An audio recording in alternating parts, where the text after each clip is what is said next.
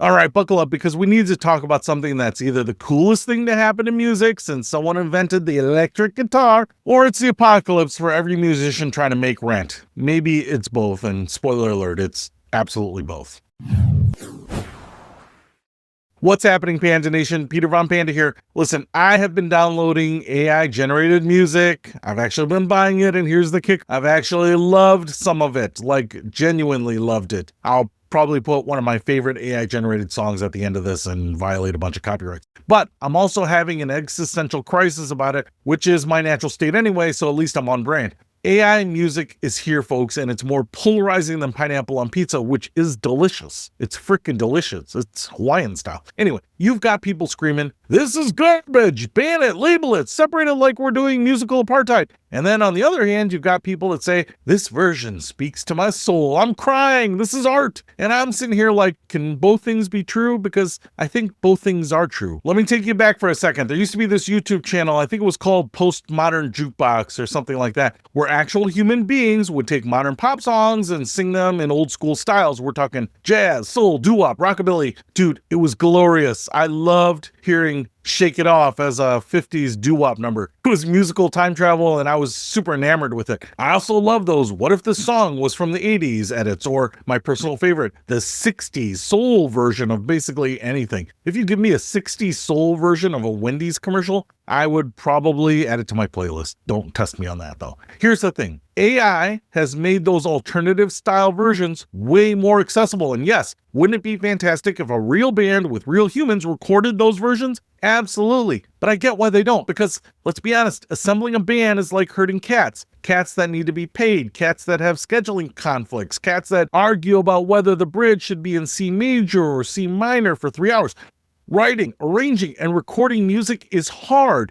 And if you're experimental, what if Metallica covered "Call Me Maybe" doesn't get views or sales? You just spent weeks of your life and thousands of dollars on something that got 47 plays on Spotify, mostly from your friends and family, which, by the way, pays you roughly enough to buy a pack of gum. No, it doesn't. You wouldn't get a pack of gum for that. Listen, so the song that really got me thinking about this is "Lightning Crashes," redone in 60s soul style by the Professor Nick Harrison. I love the original live version. It's intense, it's emotional, it gets you in the feels, and it came out right in those formative years where I was in high school. But this soul version, when that choir hits it at around 3 minutes and 20 seconds of the song, dude, it rocks. It's got this Motown energy and gospel vibe. I got chills the first time I heard it.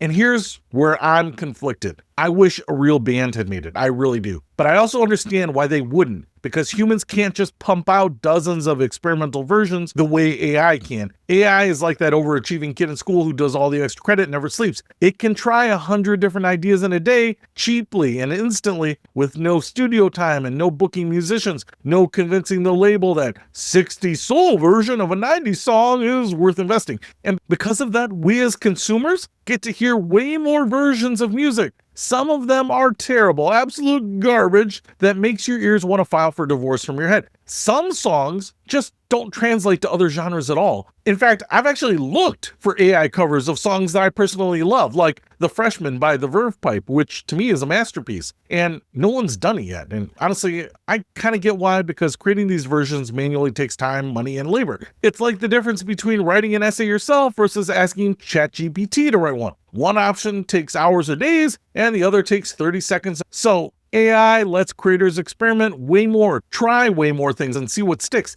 Now, what does this mean for human musicians? Yeah, it sucks. I'm not going to sugarcoat that. I genuinely feel for them. This is their livelihood. It's their art. And now they're competing with robots that don't need to eat, sleep, or get paid. One criticism I keep hearing is that AI voices are too perfect. No wavering, always on pitch, no human imperfections. But here's my question. Isn't that what auto-tune already does? I mean, auto-tune has been adjusting vocals for decades. It takes a real singer's voice and smooths out all the rough edges. So what's the difference between a heavily auto-tuned vocal and an AI-generated vocal? The line is getting blurrier than my vision. And speaking of blurred lines, People are already feeding John Mayer's voice into AI and making full songs with it. People have Snoop Dogg singing Disney songs he's never touched. Neil Diamond is covering Nirvana. Is that so different than using a ton of production tools on human vocals? Think about it. In the 50s, 60s, and 70s, singers relied only on raw vocals. No auto-tune at all. No digital splicing, no pitch correction. Think Queen, Neil Diamond, think Righteous Brothers. Legendary voices, zero digital polish, just pure talent,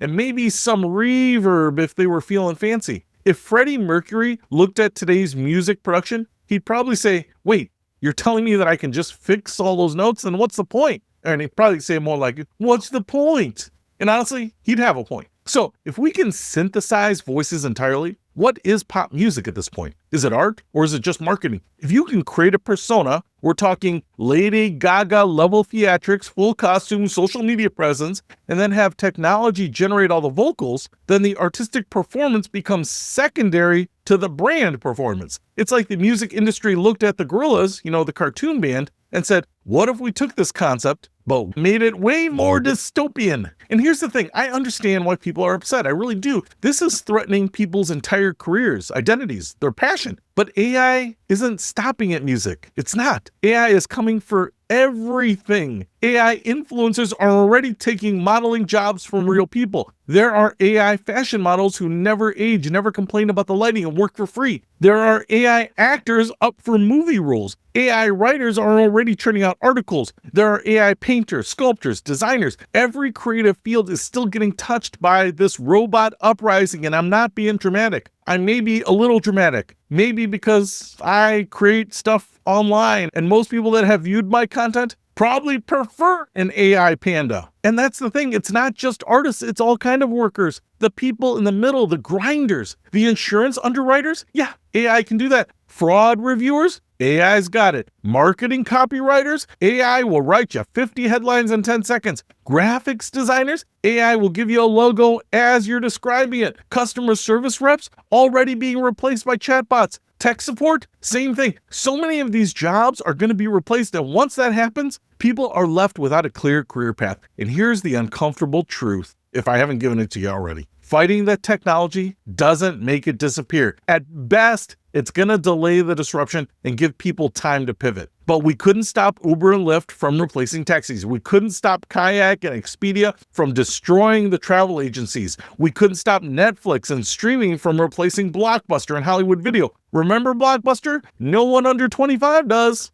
Technology just advances no matter how much we bitch and moan about it. It's like trying to stop a tsunami with a pool noodle. I'm telling you, it's not going to work. Here's a question for you. Do you think AI-generated music should be labeled? Should streaming platforms be required to tell you when something is AI? Drop your thoughts in the comments. I'm curious to know where everyone lands on this. And here's another one. Would you still listen to a song you loved if you found out it was made by AI? Like if your new favorite jam turned out to be entirely synthetic, would that change how you felt about it? I don't know. I'm kind of torn about it. And here's where things get really wild. A country artist named Breaking Rust, I actually hate that name, just hit #1 on the Billboard Country Digital Song Sales Chart. #1. And it's 100% AI. The song, Walk My Walk, has over 3.5 million streams on Spotify, and people are loving it. Comments like, love your voice, awesome songwriting. And I don't know if this guy is real, but his songs are some of my favorite in life. And here's the twist, it's not a real guy, it's a computer. And I'll tell you what, I've heard the song and I've listened to it a few times. I actually think it's really catchy.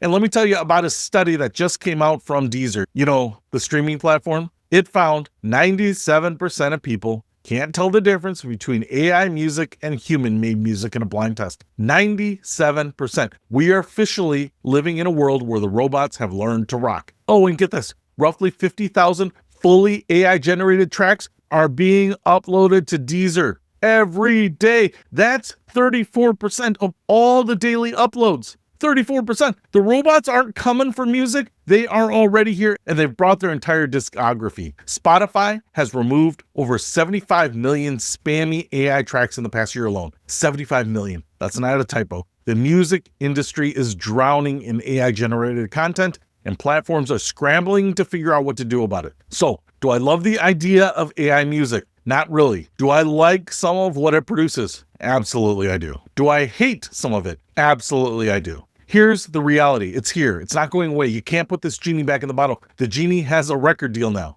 But the truth is, AI makes more art available to more people. On a macro level, maybe that means the culture is richer. Maybe it means we get more experimental versions, more genre-bending mashups, more creative ideas that would have never existed otherwise. But on a micro level, for the creators trying to make a living, trying to pay rent, trying to build a career in music, it's probably going to be devastating. And here's the part that keeps me up at night.